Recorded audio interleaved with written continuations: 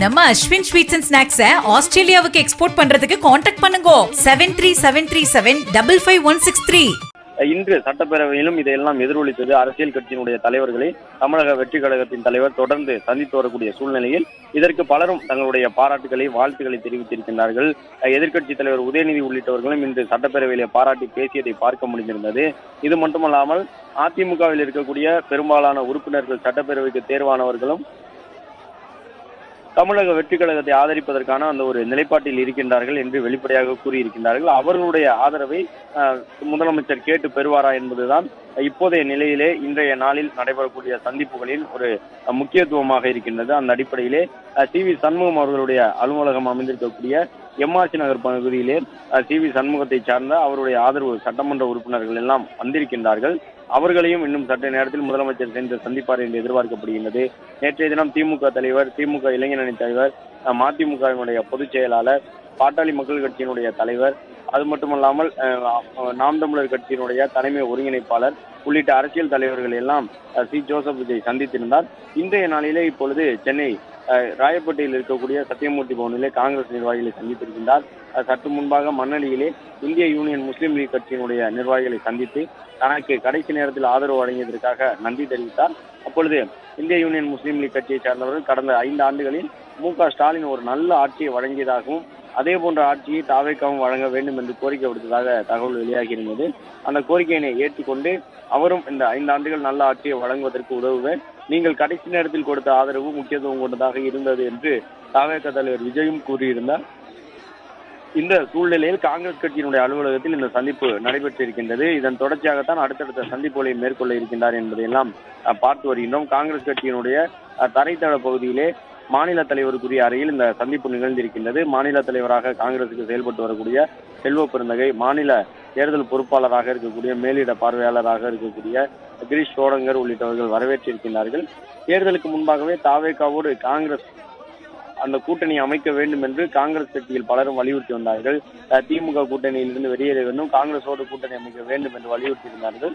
அது மட்டுமல்லாமல் ராகுல் காந்தியும் கூட அதே போன்ற ஒரு கருத்தை தான் சொல்லியிருந்தார். ஏனென்றால் ராகுல் காந்திக்கும் விஜய் மீது நல்ல ஈடுபாடு உண்டு என்று சொல்லப்படுகின்றது. அந்த அடிப்படையிலே தாவேகா தலைவர் விஜயோடு கூட்டணி அமைத்தால் என்ன என்ற கேள்வியை ராகுல் காந்தி அவர்களும் எழுப்பியிருந்தார். அது மட்டுமல்லாமல் அவருடைய அரசியல் ஆலோசகர்கள் பிரவீன் சக்கரவர்த்தி உள்ளிட்டவர்களும் தொடர்ந்து தமிழக வெற்றி கழகத்தோடு கூட்டணி அமைத்தால் மிகப்பெரிய அளவில் வெற்றி கிடைக்கும் என்றெல்லாம் சொல்லியிருந்தார்கள். தேர்தல் முடிவுகளை பார்த்த பொழுதும் அது எதிரொலித்திருந்தது. தேர்தல் முடிவுகளிலே பெரும்பாலான இடங்களில் தமிழக வெற்றி கழகம் வெற்றி பெற்ற இடங்களில், குறிப்பாக காங்கிரஸ் போட்டியிட்ட இடங்களில் எல்லாம் தாவேகா தான் அவர்களை தோற்கடித்திருந்தது. எனவே தமிழக வெற்றி கழகத்தோடு காங்கிரஸ் கூட்டணி அமைத்திருந்தால் திமுகவோடு கூட்டணி அமைத்து அவர்கள் வென்றிருக்கக்கூடிய இடங்களை காட்டிலும் பல மடங்கு இடங்களை வெற்றி பெற்றிருக்க முடியும் என்றெல்லாம் எதிர்பார்க்கப்படுகின்றது. அது காங்கிரஸ் கட்சியினுடைய நிர்வாகிகளுக்கும் கூட்டணி தொடர்பாக உரிய முடிவை எடுக்க தவறிவிட்டோம் என்கின்ற ஒரு வருத்தத்தை தந்திருக்கின்றது. எனவேதான் இப்பொழுது எஞ்சி இருக்கக்கூடிய அந்த நாட்களில் கூட்டணியை உறுதி செய்து வரக்கூடிய தேர்தலில் எல்லாம் இணைந்து பணி செய்வது என்கின்ற ஒரு நிலைப்பாட்டை எடுத்திருக்கிறார்கள். காங்கிரஸ் கட்சியினுடைய அலுவலகத்தில் அலங்கரித்து வைக்கப்பட்டிருக்கக்கூடிய அந்த படத்தை பார்க்கின்றோம். காங்கிரஸ் நிர்வாகிகளுக்கு உற்சாகமாக கையசைத்து முதலமைச்சர் தன்னுடைய நன்றியை தெரிவித்துக் கொள்கின்றார். காங்கிரசினுடைய மாநில தலைவர் செல்வ பெருந்தகைக்கு பொன்னாடை அணிவிக்கின்றார். கிரீஷ் சோடங்கருக்கும் அடுத்த கட்டமாக பொன்னாடை அணிவிக்கின்றார். சிறிய ஒரு நிகழ்ச்சி நடைபெறுவதற்கான ஏற்பாட்டை போன்று மேடை அமைக்கப்பட்டிருக்கின்றது என்பதை பார்க்கின்றோம். அந்த மேடையிலே தற்பொழுது தமிழக முதலமைச்சர் நின்று அவர்களுடைய வரவேற்பினை ஏற்றுக்கொண்டிருக்கின்றார். பின்னணியிலே சோனியா காந்தியினுடைய படம், அது மட்டுமல்லாமல் கார்கேயினுடைய படம், ராகுல் காந்தியினுடைய படம் உள்ளிட்டவை எல்லாம் இடம்பெற்றிருக்கின்றன என்பதை பார்க்கின்றோம். எனவே காங்கிரஸ் கட்சி ஒரு கூட்டணியாக தமிழக வெற்றி கழகத்தோடு இணைந்திருக்கின்றோம் என்கின்ற ஒரு அறிவிப்பினை வெளியிட்ட பிறகு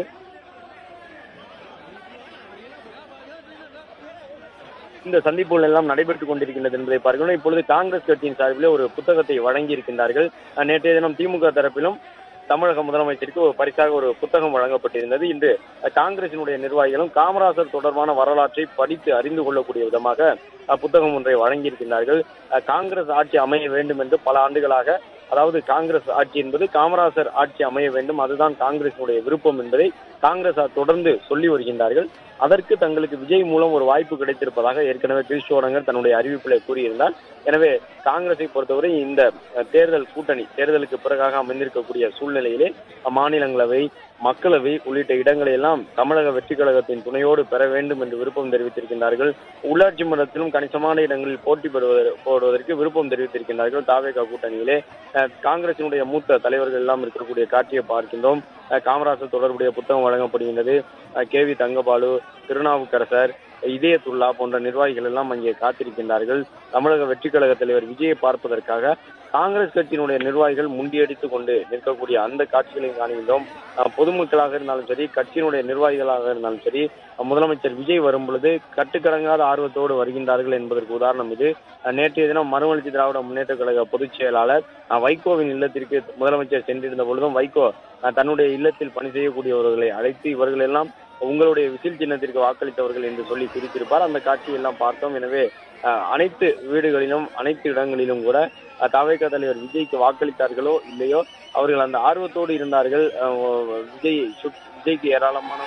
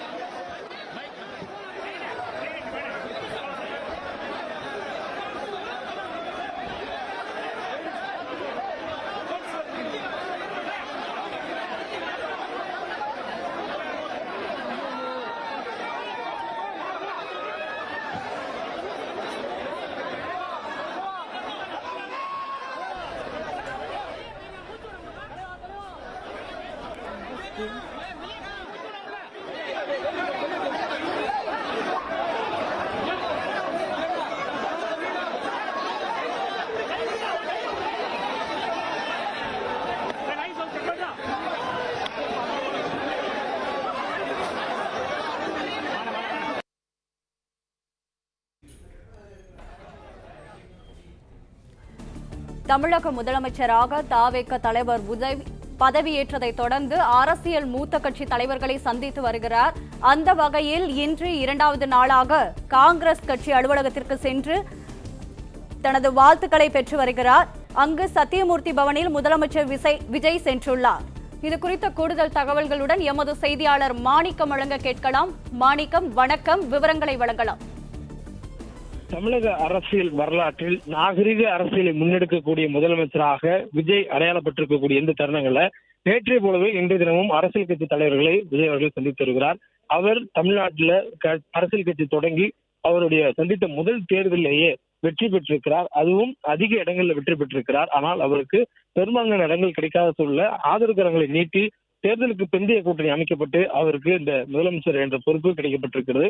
இப்படியான சூழல்ல தனக்கு வாழ்த்து தெரிவித்த, தான் எதிர்த்து போட்டியிட்ட, தனக்கு பின்னாளுக்கு ஆதரவு கொடுத்த என பல்வேறு அரசியல் கட்சி தலைவர்களை அவர் சந்திக்கக்கூடிய தருணத்தை பார்க்கிறோம். யாரை எதிர்த்து விஜய் அவர்கள் பிரச்சாரம் செய்து கொண்டாரோ அந்த கட்சியான திமுக தலைவரை நேரில் சந்தித்து நேற்று தினம் வாழ்த்து பெற்றார். அவரை தொடர்ந்து திமுக கூட்டணியில் அடுத்ததாக இருக்கக்கூடிய மிக மூத்த தலைவர்களான வைகோ அவர்கள் நேரில் சந்தித்து வாழ்த்து பெற்றார். அவரை தொடர்ந்து நேற்று தினம் பாமக தலைவர் அன்புமணி அவர்கள் சந்தித்தார். அதே போன்று தம்பி என்று முதலமைச்சர் விஜய் அவர்களை உரிமையோடு அழைத்து தேர்தல் அரசியலுக்கு வரும்படி அழைத்திருந்த சீமான் அவர்கள் பின் நாட்களில் அவருடைய கொள்கை தன் கொள்கைக்கும் வேறுபாடு இருப்பதால் எதிர்த்து நிற்கிறதாக கூறியவர் அவர் வீட்டுக்கும் நேற்று தினம் சென்றிருந்தார். இப்படியாக நேற்று தினம் 4 தலைவருடைய இல்லத்தை சந்தித்திருக்கிற சூழலில் இன்றைய தினம் 5 தலைவர்களை சந்திக்க திட்டமிட்டிருப்பதாக சொல்லப்பட்டிருக்கிறது.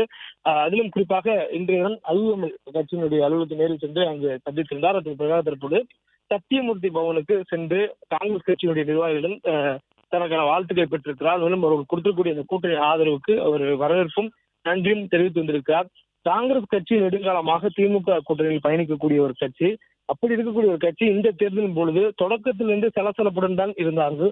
அவருக்கான தொகுதி பங்கீடு பேச்சுவார்த்தையாக இருக்கட்டும், அவருடைய இடங்களை அடையாளம் காணக்கூடிய பேச்சுவார்த்தையாக இருக்கும், இது தொடக்கத்திலிருந்து திமுகவுடன் நெருக்கமாக பயணித்த காங்கிரஸ் எப்போது தேர்தல் முடியும், எப்போது கூட்டணி மாறலாம் என்று காத்திருந்தது போல தேர்தல் முடிவுகள் வெளியான பிறகு தங்களுக்கு கிடைக்கப்பட்ட 5 சட்டமன்ற உறுப்பினருடன் நேராக பனையூர் சென்று தமிழக வெற்றி கழகத்திற்கு தங்களுடைய ஆதரவு வழங்கினார்கள்.